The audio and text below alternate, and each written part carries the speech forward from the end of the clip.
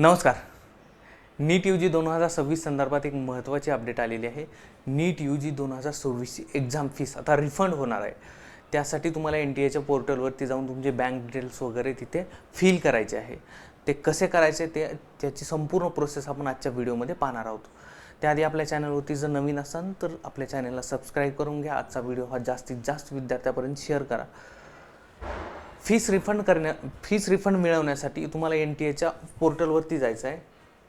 NTAच्या वेबसाईटवरती गेल्याच्यानंतर तुम्हाला इथे तुमचा लॉग इन ID, तुमचा ॲप्लिकेशन नंबर आणि पासवर्ड टाकून लॉग इन व्हायचं आहे. वरती ॲप्लिकेशन नंबर टाकायचा, खाली पासवर्ड, त्याच्यानंतर कॅप्चा कोड टाकून लॉग इन करायचं आहे. लॉग इन केल्याच्यानंतर तुम्हाला हा असा इंटरफेस दिसेल, हा डॅशबोर्ड दिसेल. या डॅशबोर्डवरती स्क्रोल करून खाली बँक डिटेल्स म्हणून एक ऑप्शन दिलेलं आहे. त्या ऑप्शनवरती क्लिक करावं लागेल तुम्हाला. त्याच्यानंतर तुम्हाला आता बँक अकाउंट डिटेल्स कोणाच्या द्यायच्या, विद्यार्थी किंवा विद्यार्थ्याचे पालक या दोघांपैकी कोणाचे पण बँक डिटेल्स दिले तरी चालतील. समोर फर्स्ट कॉलममध्ये तुम्हाला जे खातेधारक आहेत त्यांचा अकाउंट होल्डर नेम, ज्यांचं खातं तुम्ही देणार आहेत, ज्यांचे बँक डिटेल्स इथे देणार आहेत त्यांचं इथं संपूर्ण नाव लिहायचं आहे.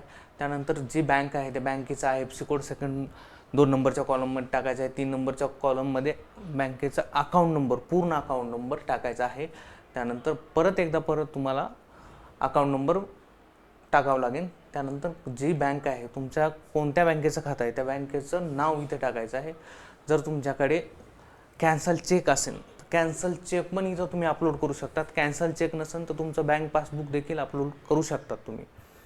जर कॅन्सल चेक असेल तुमच्याकडे तर कॅन्सल चेक अपलोड करू शकतात. हे पूर्ण डिटेल्स फिल केल्याच्यानंतर सबमिट बटनावरती क्लिक करा. हा तुमचा फॉर्म सबमिट होऊन जाईल. अशाच प्रकारे नवीन माहितीसाठी आपल्या चॅनलला सबस्क्राईब करून घ्या. आजचा व्हिडिओ हा जास्तीत जास्त जणांपर्यंत शेअर करा. धन्यवाद.